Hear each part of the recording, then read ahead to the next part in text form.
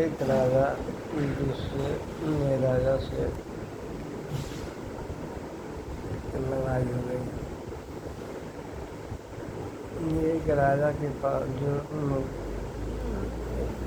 एक राजा उसके पास सैनिक बहुत कम थे और दूसरे राजा जिससे लड़ाई करने जा रहे थे उनके पास बहुत बड़ी सेना थी। राजा जान रहे थे कि इतनी बड़ी सेना के बीच में हमारी सेना टिक नहीं पाएगी।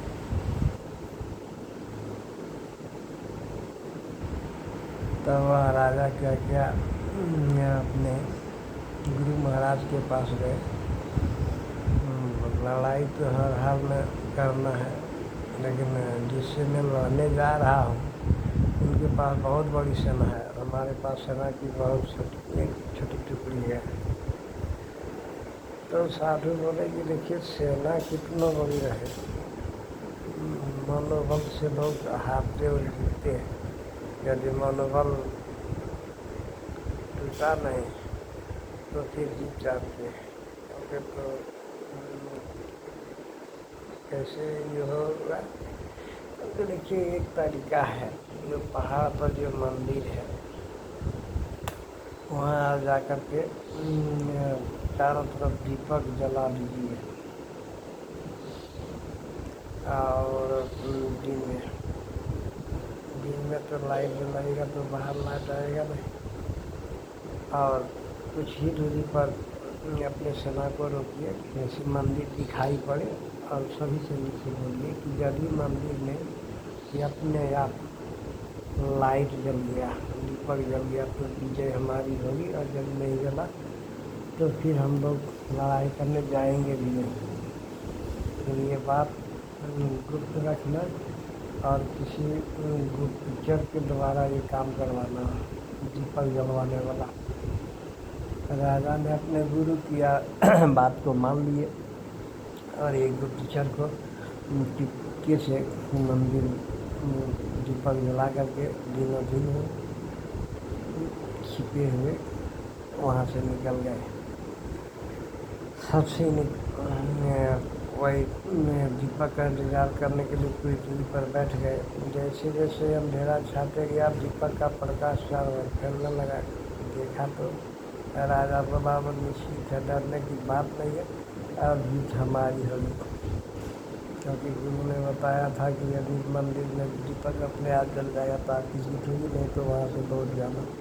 चलिए अपनी जीत निश्चित है। दूसरे दिन ज़रूर बजा और बड़ी सेना के टुकड़ी में छोटी सेना का भिड़ान हो गया।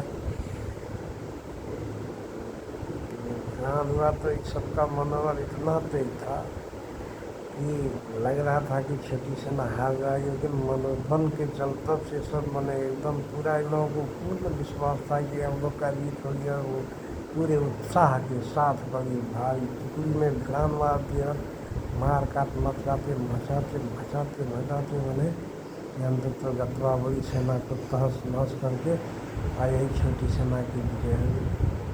कहानी से हमें यही सीख मिलता है कि मनोबल जब आप गिरा दिए किसी भी काम में, पढ़ाई हो या लड़ाई हो या कोई कार्य आप करने जा रहे हैं, जीत तो मन की होती है। जैसे ही मन में ठान लिए कि मैं ये करूँगा, जैसे दशरथ महाराज को देखिए कितना बड़ा पहाड़ से टकराए, क्या उसका मनोबल था। जी मनोबल यदि ऊँचा रखेगा, साथ देने वाला साइड में रहता ही है, वो साइड में आपको साथ दे देंगे। वैसे दशरथ मानी अकेले पहाड़ को तोड़े नहीं, लेकिन जब वो लग गए इसी काम से तब सरकार उसमें उसको गरीब रूप में नोट करते हुए उसको मदद किए और रास्ता को बनाया। अभी नाम किसका हो रहा है, दशरथ मानी का। इसी तरह प्यारे दोस्तों, मित्रों, हमारे विद्यार्थियों, मनोबल को ऊँचा रखिए। जीवन जीने के लिए संघर्ष तो करना ही पड़ेगा, संघर्ष के अलावा कोई उपाय नहीं है। जीवन में आए हैं तो संघर्ष कीजिए उत्साहपूर्वक। 4 दिन का जीवन है, जहाँ तक बन पड़े लोगों की सेवा करते हुए और आनंद से जिए। वो कार्य करते हुए फल मिला तो ठीक, नहीं मिला तो ठीक है, कार्य करते चलिए, कार्य करते चलिए, फल निश्चित है। यदि 10-20 आम का पेड़ लगाएंगे तो 1, 2, 5 नहीं फल दे अलग बात है, लेकिन सब भी फल नहीं देंगे ऐसी बात नहीं है। इसी तरह यदि आप कर्म भूमि में उतर जाते हैं तो निश्चित है कि फल मीठा ही होगा, लेकिन कर्म पर ध्यान देना चाहिए कि ये कर्म से किसी का दिल दुखे नहीं। हमारे राष्ट्रपिता महात्मा गांधी कहा करते थे कि देखिए ऐसा कार्य कीजिए जिससे लोगों का अहित न हो। यदि आपके कार्य से लोगों का अहित होता है तो वह कार्य करने योग्य नहीं है, वो कार्य को छोड़ दीजिए। ऐसा कार्य कीजिए जो लोगों को हित हो, लोगों के हित में ही आपका हित छिपा हुआ है। ऐसा कार्य करते हुए आप आगे बढ़ते चलेंगे, लोगों को भी आनंद मिलेगा, जीवन में आपको भी जीने का आनंद मिलेगा। यदि आप किसी का दिल दुखाए पाप हुआ। अब तो व्यास जी जो लिखे हैं 18 पुराण में क्या लिखे हैं, अष्टादश पुराणेषु व्यासस्य अधिवचनम परोपकाराय पुण्याय पपाय प्रतिदिनम। 18 व्यास जी जब 18 पुराण का निर्माण किए तो बोले सबको इतना पढ़ने का फुर्सत नहीं मिलेगा, तो क्या करें, वो 2 ही लाइन में रख दिया है। पुराण को धर्म लोग क्यों करते हैं, ज्ञान हासिल करने के लिए, ज्ञान तो 2 ही लाइन में दे दिया है। अष्टादश में 18 पुराण में, अष्टादश पुराने से व्यास से, व्यास जी का द्विवचन 2 ही वचन है। क्या 2 वचन है, पर्व प्रकार है, पुण्याय दूसरों का भलाई कीजिए, उपकार कीजिए तो धर्म होगा, और प्रतिज्ञाय पपाय प्रतिज्ञाय, पाप कब होगा जब लोगों का पीड़ा हो जाएगा, कभी किसी का दिल आप दुखा दिए, पाप हुआ। जानते हैं पाप से नाश होता है और धर्म से उत्थान होता है। लोगों को जो नीचे की ओर जाते हैं, कोई ऊपर जाते हैं, क्यों जाते हैं, क्योंकि वो समझ नहीं पाते कि मेरे द्वारा किए गए कर्म से लोगों का हित हो रहा है या हित हो रहा है। यदि आप लोगों का या हित कर रहे हैं तो जिसका या हित करते हैं वो क्या आपका भला सोचेंगे, वो तो भी आपके प्रति जैसे कोई विचार आएगा तो आपको हमेशा रसातल में ठेलने का प्रयास करेगा। होगा तो ऐसा हो सकता है कि किसी को आप अहित कर दिए हैं तो मौका मिलेगा तो आपको जान भी मरवा देगा। क्या समझिए, आपके सामने नहीं कह रहा है, लेकिन किसी को यह हित आप करते हैं या आप ही को यदि कोई उस तरह का यह हित करे, सोच करके देखिए जिससे आप नहीं सक रहे हैं, जो आपको हित कर दिया है, आपसे बड़ा है, तो आप क्या कीजिएगा, साइड से में उसको बदला लीजिएगा, मौका मिलेगा तो उसको आप नहीं गोली मार दीजिएगा। लोग भी उसी तरह करते हैं, हर काम में वही होता है। लोग धीरे धीरे धीरे धीरे रसातल की ओर चले जाते हैं। हाँ, लोगों का दिल दुखा कि आपके प्रति गढ़ा खोलना शुरू कर देगा, आपको पता भी नहीं चलेगा, आपके सामने बहुत मीठा मीठा बात करेगा। जब दिल दुखा हुआ है तो आपको गड्ढे की ओर ले जाएंगे, मौका पाएगा, नहीं सक रहा है, जब सकेगी सक जाएगा उस दिन बने आपको इस पृथ्वी से ऊपर भेजेगा, कहेगा यहाँ पूरा रहने का कोई अधिकार नहीं है। सोचो, जैसे तुम मने चाहते हो कि हमें मान सम्मान मिले, सब कुछ चाहता है, तुम यदि किसी को कुछ नहीं बोलता है तो वो तो आपके सामने नहीं सकेगा, तो डर के मारे कुछ नहीं बोलेगा, लेकिन उसको भी तो आपके प्रति घृणा है, द्वेष है। इसलिए कर्म पर ध्यान देना चाहिए। कर्म प्रधान विश्व करी राखा, बाबा तुलसी कहते हैं, कर्म प्रधान विश्व करी राखा, जो जस कर्म करहि तस फल भागा। रावण को देखिए, देख करके भी लोग अंधा बनते हैं, तो क्या कहेगा। रामायण जो लिख दिए हैं बाबा तुलसी की, देखो रावण ने सीता का हरण किया। बोला अब तो हम मने बहुत अच्छा चीज़ हासिल कर ली। मधुदरी मना कर रही थी, हे पति जी, आज जिससे टक्कर लेने जा रहे हो साधारण पुरुष नहीं है, काहे मानी गए। कहता है जेकर घर में 1 लाख बेटा और 1.25 लाख नाती, उसके घर में दिया न बाती, दिया बाती जलाने का तक नहीं रहा, टोटल सब सत्यानाश किए गए। बाली का पद देखिए, भगवान ने अपने हाथ से किए हैं, क्यों किए।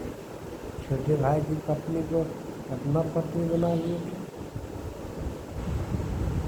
इसके भाई कहने को देखिए, शरीर का बेचारा क्या बनता।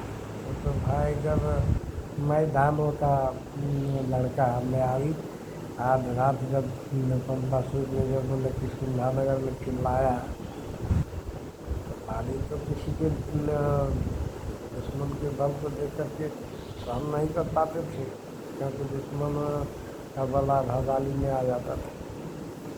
मैदान का लड़का मेयारी जब चिल्लाया तो बाली उसके पीछे दौड़ा।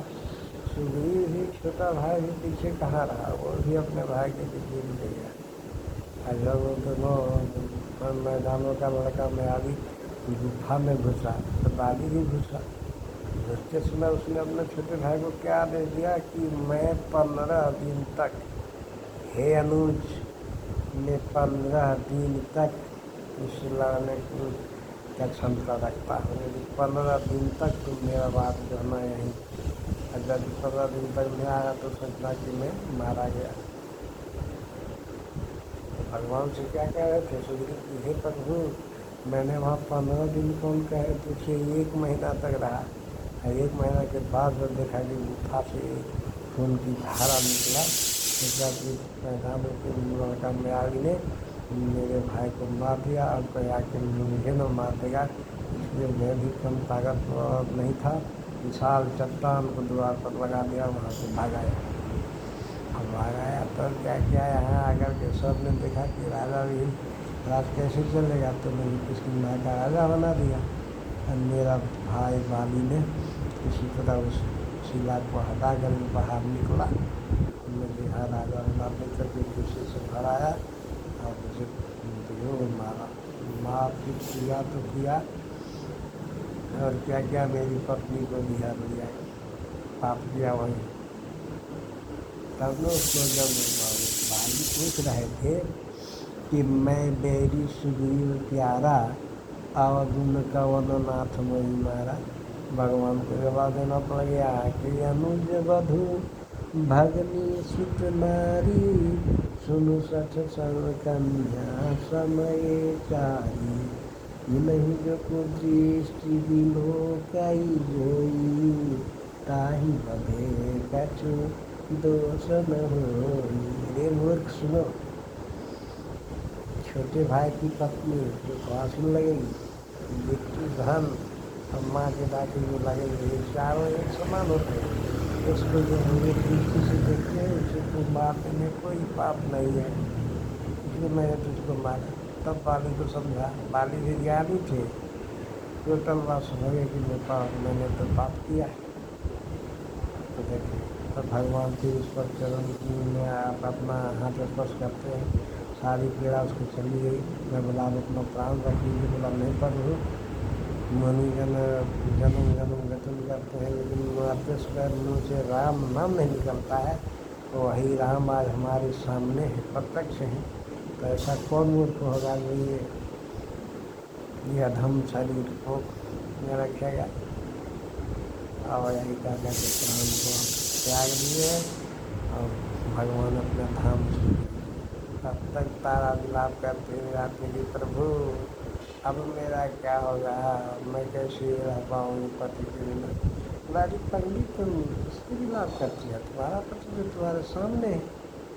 इसी समय प्रभु बोले, क्षिति जल पावक गगन समीरा, पंचरचितयः यधम शरीरा। ये किसकी विलाप करती हो? यह शरीर तो 5 तत्व से बना हुआ है। क्षिति, जल, पावक, गगन, समीरा। क्षिति पृथ्वी, जल पानी, क्षिति जल, पावक